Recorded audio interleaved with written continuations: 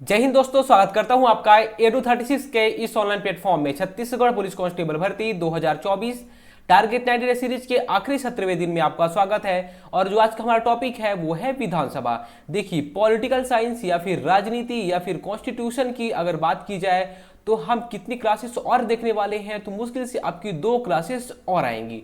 उसके बाद हमारा जो पॉलिटी सब्जेक्ट है वो कंप्लीट हो जाएगा। जैसे ही पॉलिटी कंप्लीट हो जाएगा उसके बाद आपने जैसे वोट किया है किसके बारे में, इकोनॉमिक्स के बारे में। और इकोनॉमी से 2018 के एग्जाम में लगभग 20 क्वेश्चन के आसपास पूछे गए थे। कितने क्वेश्चन? 20 क्वेश्चन। तो सीधी सी बात है, इस बार थोड़े से क्वेश्चन कम जरूर रहेंगे, लेकिन इकोनॉमिक्स अपने आप में बहुत इंपॉर्टेंट सब्जेक्ट है। तो इकोनॉमिक्स की क्लासेस के बाद हम लोग देखेंगे। साथ में बहुत सारे लोग डिमांड कर रहे हैं कि सर थ्योरी की जो क्लासेस है वो थ्योरी क्लास भी स्टार्ट करवा दीजिए। तो थ्योरी की क्लास भी आप लोगों की जल्द ही स्टार्ट होने वाली है। 1 से 2 दिन के अंदर में आप लोगों को थ्योरी की क्लास आप मिल जाएगी। तो चलिए बिना देरी के चलते हैं आज के पहले क्वेश्चन पे। किस राज्य विधानसभा की सर्वाधिक सदस्य संख्या है? मतलब कौन से राज्य में विधानसभा की सर्वाधिक संख्या है, ये आपको बताना है। आंध्र प्रदेश, पश्चिम बंगाल, महाराष्ट्र या फिर उत्तर प्रदेश। विधानसभा में सर्वाधिक मेंबर कौन से राज्य के हैं? हमारे छत्तीसगढ़ में कितने मेंबर है टोटल? तो 90 मेंबर। कितने? 90 मेंबर। कौन से राज्य में सर्वाधिक है? तो इसका जो राइट आंसर हो जाएगा वो हो जाएगा डी, उत्तर प्रदेश। उत्तर प्रदेश में कितनी सीटें हैं? तो विधानसभा की 403 सीटें। लोकसभा की हमने पहले ही बात कर चुका है। लोकसभा की भी सर्वाधिक सीटें कहां पे हैं? उत्तर प्रदेश में ही है। टोटल कितनी सीटें हैं? तो 80 सीट। आपको याद रखना है, विधानसभा और लोकसभा दोनों की जो सर्वाधिक सीटें हैं कौन से राज्य में है? तो यूपी या फिर उत्तर प्रदेश राज्य में है। निम्नलिखित में से किस राज्य में द्विसदनात्मक विधायिका नहीं है? मतलब क्या बोल रहे हैं कि जहां पे या 2 सदन, मतलब क्या बोल सकते हैं आप कि एक सदन होना चाहिए विधानसभा का और एक सदन होना चाहिए विधान परिषद का। तो ऐसा कौन सा राज्य है जहां पे विधानसभा और विधान परिषद दोनों मिला के, मतलब दोनों में से एक नहीं है, ये आपको बताना है। तो देखिए, विधानसभा तो लगभग सभी राज्यों में है, विधान परिषद ही कुछ गिने चुने राज्यों में है। कितने राज्यों में? तो ये टोटल 6 राज्यों में है। इसके बारे में हम बाद में बात करेंगे। अब बताइए कि विधान परिषद कौन से राज्य में नहीं है, आप बताइए। तो जिसका राइट आंसर हो जाएगा वो क्या हो जाएगा? देखिए, यूपी में विधान परिषद है, विधानसभा भी है, विधान परिषद भी है। एमपी में है क्या? तो एमपी में विधान परिषद नहीं है। बिहार में है, बिल्कुल बिहार में विधानसभा भी है, विधान परिषद भी है। कर्नाटक में विधानसभा और विधान परिषद भी है। देखिए, अब हम इसके बारे में याद रखते हैं कि कौन कौन से राज्य में विधानसभा और विधान परिषद दोनों है। टोटल कितने राज्यों में है? 6 राज्यों में। कौन कौन से राज्यों में? देखिए, यहाँ पे क्या है, मान लीजिए हमारा भारत हो गया, तो भारत में आप देखेंगे यहाँ पे यूपी है, यूपी के बगल में क्या है? तो आप बोलोगे बिहार है। तो यूपी और बिहार दोनों में क्या है? विधानसभा और विधान परिषद दोनों है। उसके बाद अब देखिए यहाँ पे क्या है? महाराष्ट्र है, यहाँ पे है क्या? कर्नाटका। तो महाराष्ट्र और कर्नाटक दोनों में विधानसभा है और विधान परिषद, दोनों चीजें हैं। अब यहाँ पे देखेंगे क्या है? तेलंगाना है, और यहाँ देखेंगे तो आंध्र प्रदेश। आंध्र प्रदेश और तेलंगाना दोनों में विधानसभा और विधान परिषद दोनों है। तो आप जहां पे देखेंगे दोनों 2 स्टेट है और दोनों स्टेट आपस में लगे हुए हैं। ठीक है, यहाँ टोटल 6 राज्य आपको दिख रहे होंगे। कौन कौन से? यूपी, बिहार, तेलंगाना, आंध्र प्रदेश, कर्नाटका और महाराष्ट्र। टोटल 6 राज्य हैं जहां पे विधानसभा भी है और विधान परिषद भी है। विधानसभा को क्या बोला जाता है? तो आप बोलोगे विधानसभा को निम्न सदन बोला जाता है। क्या? निम्न सदन। जैसे लोकसभा को बोला जाता था निम्न सदन, वैसे विधानसभा को निम्न सदन बोला जाता है। और वैसे ही विधान परिषद को क्या बोला जाएगा? तो विधान परिषद को उच्च सदन बोला जाएगा। क्या सदन? उच्च सदन। वहां पे राज्यसभा को उच्च सदन बोला जा रहा था, और यहां पे किसको? तो विधान परिषद को उच्च सदन बोला जाएगा। विधानसभा और लोकसभा लगभग सेम है, वैसे ही विधान परिषद और राज्यसभा ये लगभग सेम है, आपको याद रखना है। अगला क्वेश्चन है, विधान परिषद किसी साधारण विधेयक को निम्नलिखित में से कितने अवधि तक रोक सकती है? 3 माह, 4 माह, 6 माह या फिर 14 दिन। देखिए, हमें पता है कि टोटल 6 राज्य ऐसे हैं जहां पे विधानसभा भी है और विधान परिषद भी है ना। मान लीजिए कि इस सदन से कोई भी विधेयक पास हो गया, तो जब दूसरे सदन में आएगा, मान लीजिए निम्न विधानसभा निम्न सदन है, उसके बाद ये उच्च सदन में आया, विधान परिषद के पास में आया। अब विधान परिषद के पास में आता है तो विधान परिषद इसे कितने माह तक रोक सकता है ये आपको बता रहे हैं। तो जो इसका राइट आंसर हो जाएगा वो क्या हो जाएगा, 4 माह। कितने माह, टोटल 4 माह तक रोक सकता है। हमारे छत्तीसगढ़ में ऐसा कोई केस होता नहीं है। इसका रीजन क्या है, क्योंकि हमारे यहाँ केवल और केवल विधानसभा है। विधानसभा से पास होता है तो सीधा राज्यपाल के पास चला जाता है और राज्यपाल जैसे उसमें साइन किए वो क्या बन जाता है, एक्ट बन जाता है। ठीक है, लेकिन जो 6 राज्य ऐसे हैं जहां पे विधानसभा विधान परिषद है, तो मान लीजिए कोई भी विधेयक आता है तो विधानसभा से पास हुआ, फिर विधान परिषद के पास जाएगा। जब पहली बार जाएगा तो ये 3 माह के अंदर में विधान परिषद को जवाब देना पड़ेगा। क्या, पहली बार मान लीजिए कि क्या विधानसभा से कोई भी बिल पास हो गया तो विधान परिषद के पास जाएगा। विधान परिषद के पास जब जाता है तो 3 माह तक ये रोक सकता है विधान परिषद वाला। ठीक है, अगर ये 3 माह में जवाब दे दी तो ठीक है, नहीं जवाब दिए फिर ये पुनर्विचार के लिए लौटा देते हैं। उसके बाद फिर विधानसभा फिर से उसे लौटाएगी किसके पास, विधान परिषद के पास। फिर इसके पास टोटल 1 माह और रहेगा। ठीक है, 1 माह के अंदर इसको जवाब देना रहेगा। मतलब कितना, 3 माह और 1 माह, टोटल कितने हो गए, 4 माह के अंदर इन लोग को जवाब देना ही पड़ता है। ठीक है, मान लीजिए 3 माह बाद इन्होंने जो पुनर्विचार के लिए लौटाया था कि आप इसमें विचार करिए, इसमें थोड़ा थोड़ा सा करेक्शन कर लीजिए, और विधानसभा वालों को दिमाग खराब हुआ, मैं कुछ करेक्शन नहीं करने वाला। ठीक है, अगर ये बिना करेक्शन के फिर से लौटा दिए तो 1 माह के अंदर में इनको उसे स्वीकार करना ही पड़ेगा। अगर नहीं किए तो ये स्वीकार मान लिया जाएगा। ठीक है, मतलब पावर की बात की जाए तो विधान परिषद के पास ऐसी कोई पावर नहीं होती।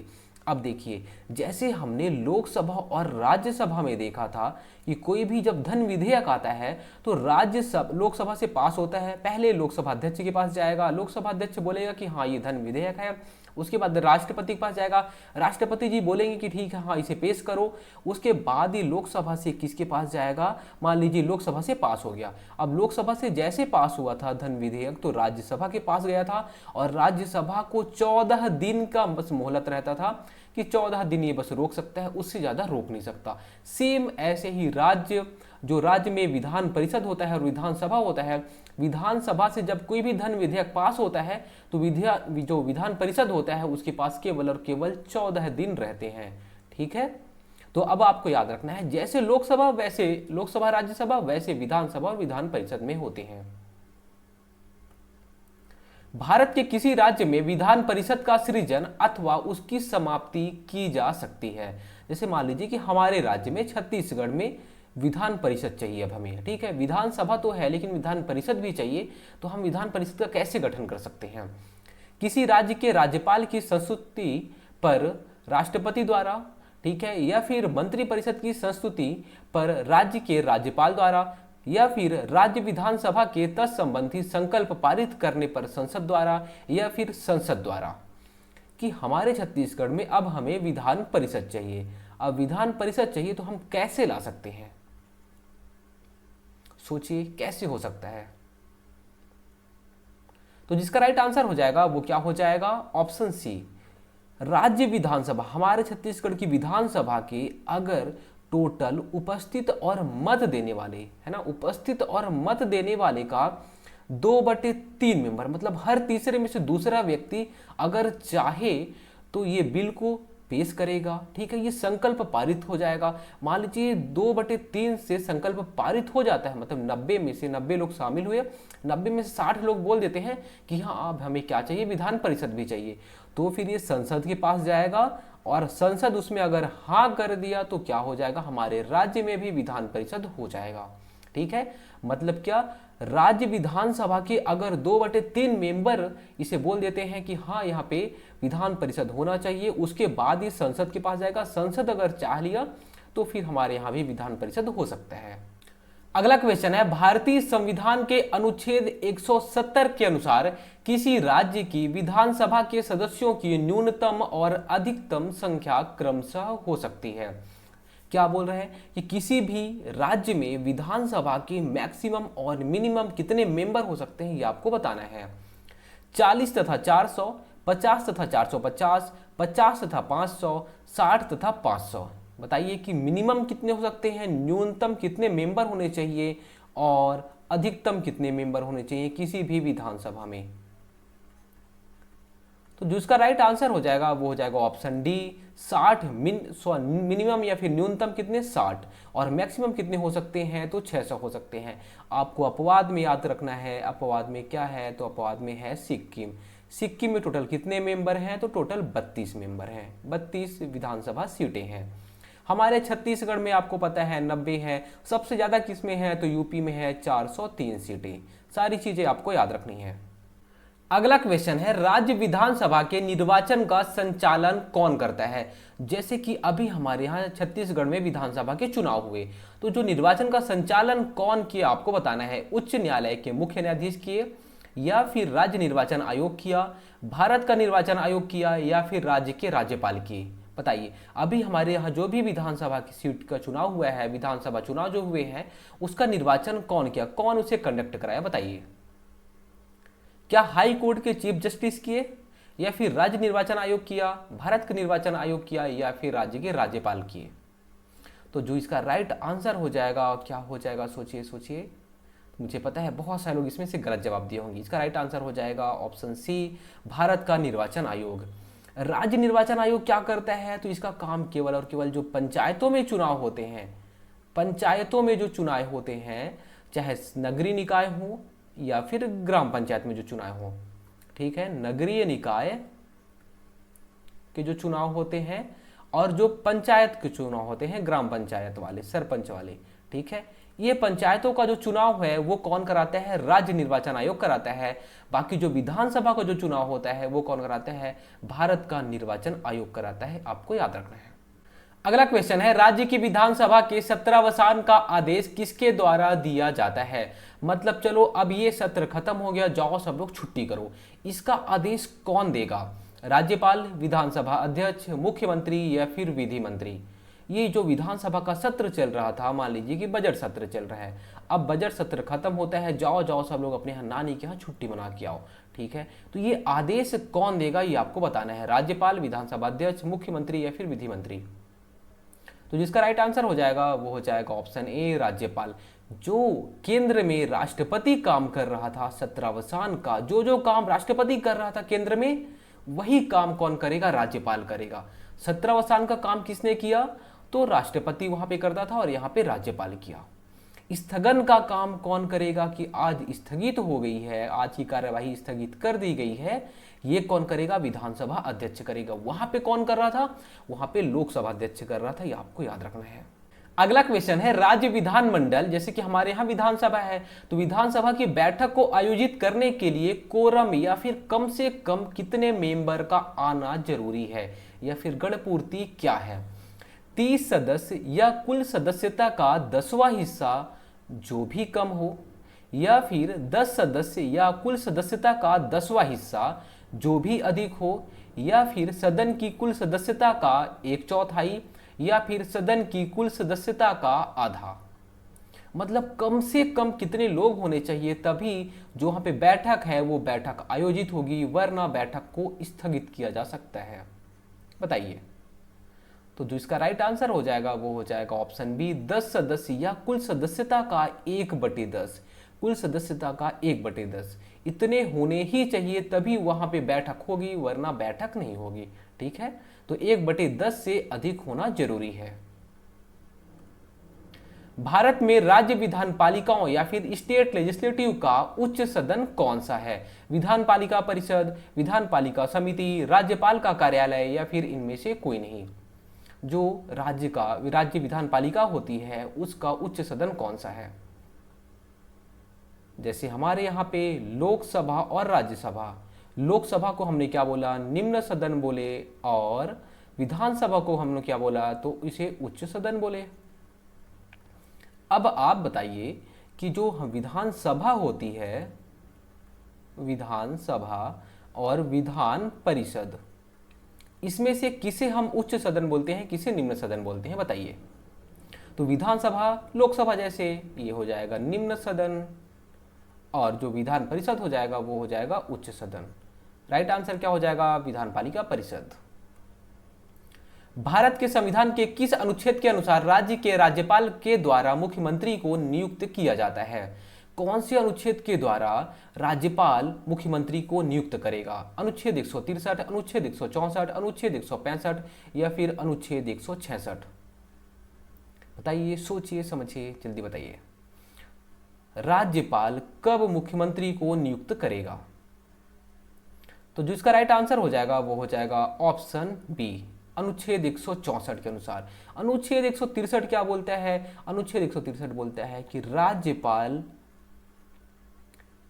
अपनी सलाह और सहायता के लिए मंत्रिपरिषद रखेगा। ठीक है, सलाह और सहायता के लिए मंत्रिपरिषद रखेगा। क्या बोल रहा है? अनुच्छेद 163 बोल रहा है। फिर अनुच्छेद 164 क्या बोलता है? राज्यपाल पहले मुख्यमंत्री की नियुक्ति करेगा, मुख्यमंत्री की सलाह पर, जैसे वहां पे राष्ट्रपति काम कर रहा था, प्रधानमंत्री की नियुक्ति किया, फिर प्रधानमंत्री की नियुक्ति करने के बाद, प्रधानमंत्री की सलाह के बाद ये मंत्रिपरिषद की नियुक्ति कर रहा था। सेम यहाँ पे वही काम कौन करेगा? राज्य में राज्यपाल करेगा।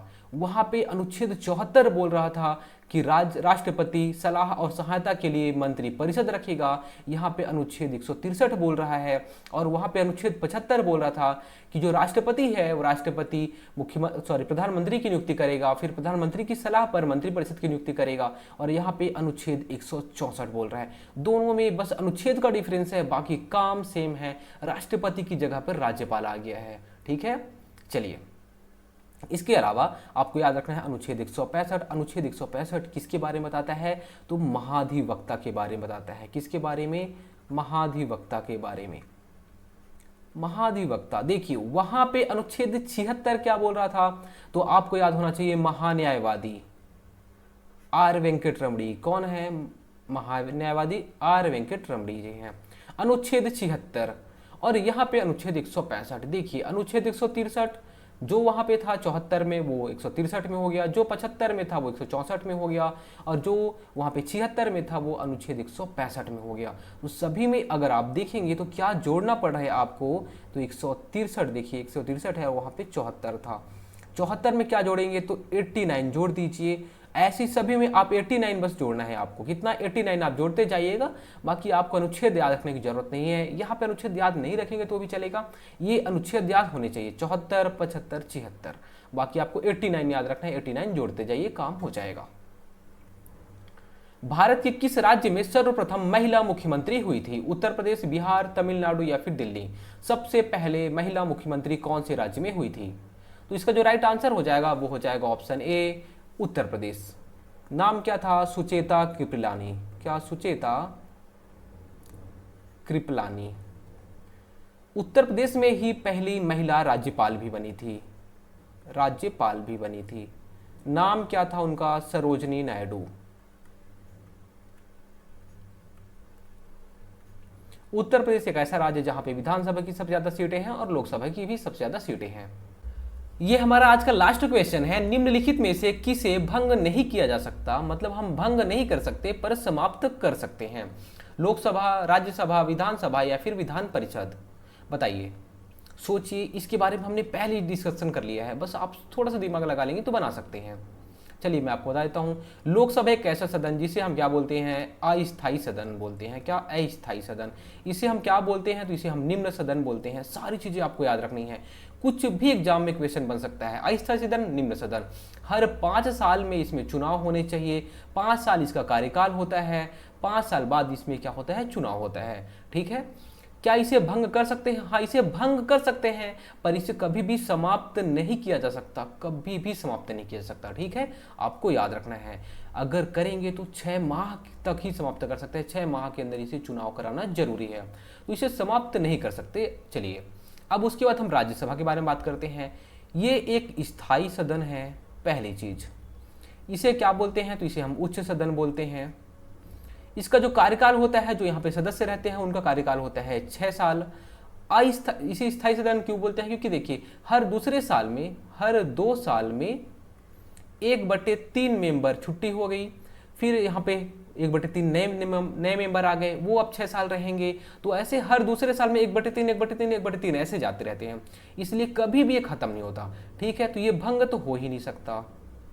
ठीक है, क्या इसे समाप्त कर सकते हैं? इसे समाप्त भी नहीं कर सकते। ठीक है, ना तो इसे भंग कर सकते हैं, ना तो इसे समाप्त कर सकते हैं। चलिए, अब विधानसभा बिल्कुल लोकसभा जैसे है, ये एक अस्थायी सदन है, निम्न सदन है।